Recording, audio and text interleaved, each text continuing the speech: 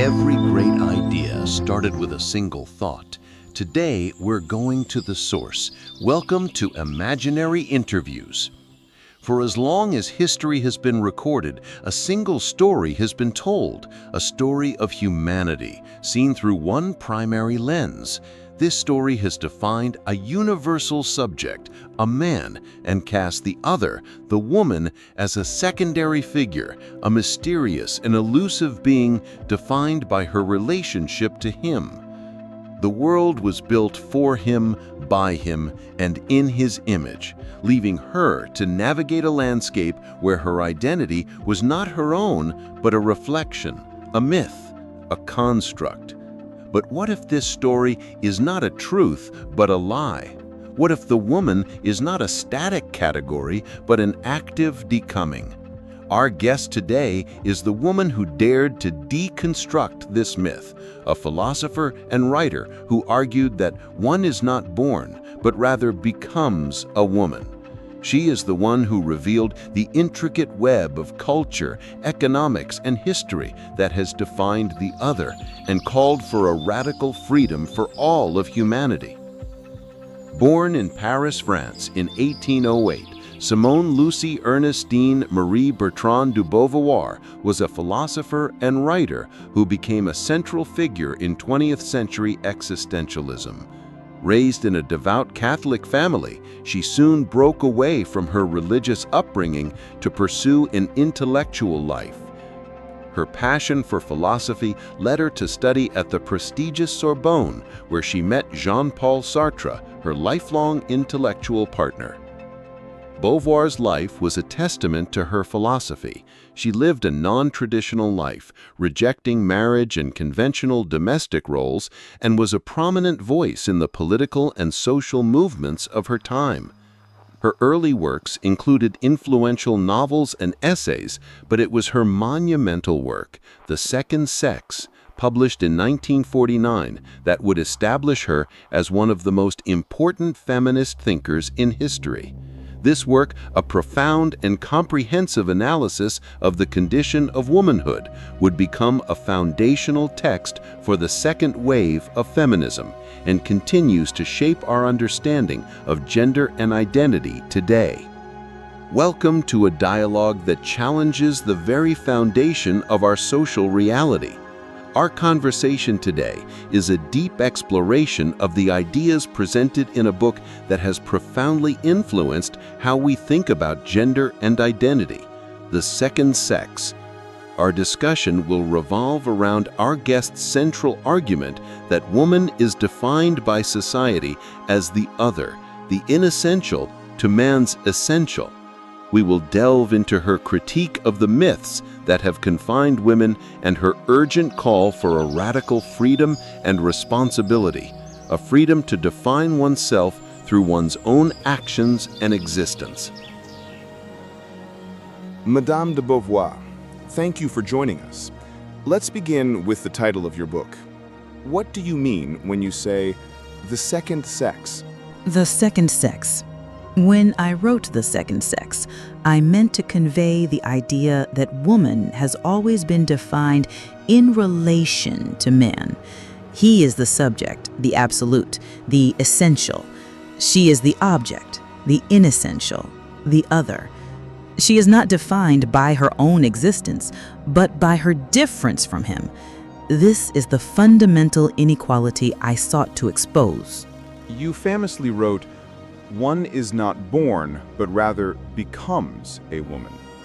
What is the distinction you are making here between sex and gender?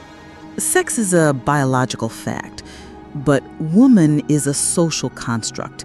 It is a role, a set of expectations, and a collection of myths that society imposes upon a female.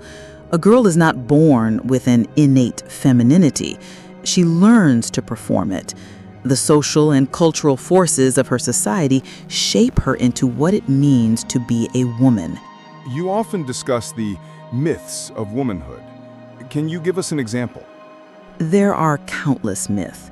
There's the myth of the eternal feminine, the idea that a woman has a fixed, timeless essence. that she is a mother, a muse, or a mysterious force of nature. This myth serves to confine her to a specific role, preventing her from becoming a free individual.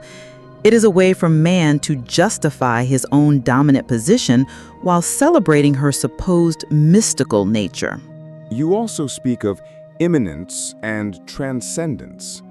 How do these two concepts relate to the condition of women?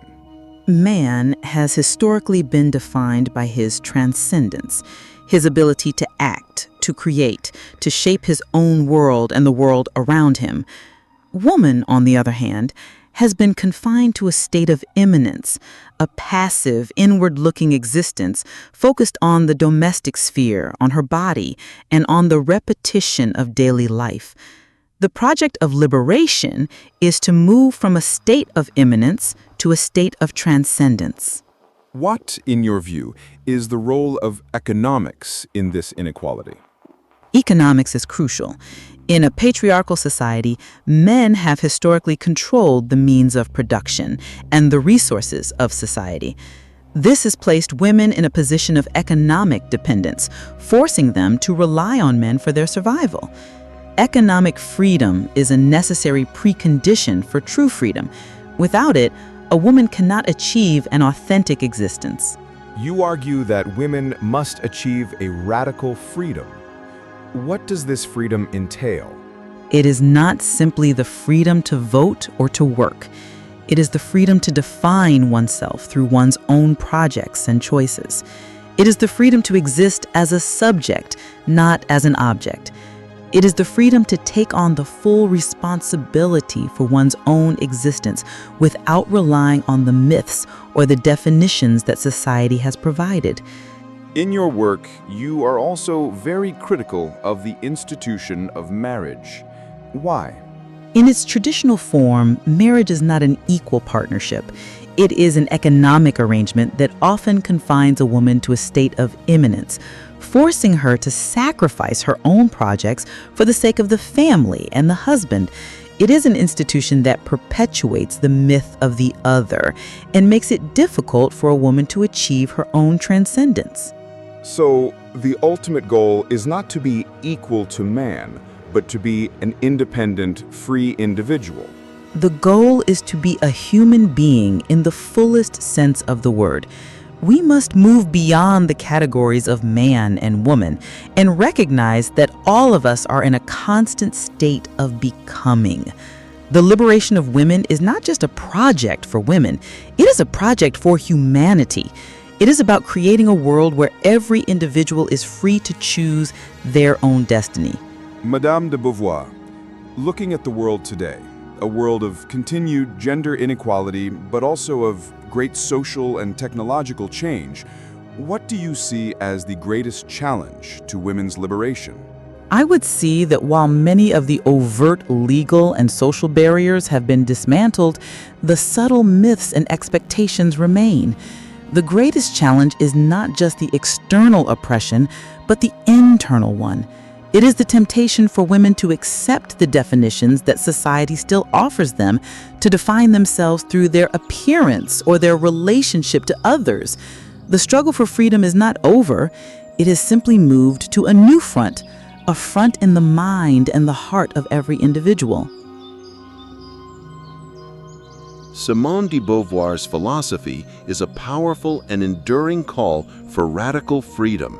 She forces us to confront the ways in which society constructs our identities, particularly in the case of women, and to question the myths that have defined us. Her work reminds us that true liberation is not a gift to be received, but a responsibility to be embraced, a constant, active project of defining oneself. She leaves us with the powerful message that every individual has the right to choose their own destiny and to live a life of authentic transcendence. The wisdom of Simone de Beauvoir reminds us that the greatest questions have no easy answers. Thank you for listening, and until our next conversation, continue to search for your own truths.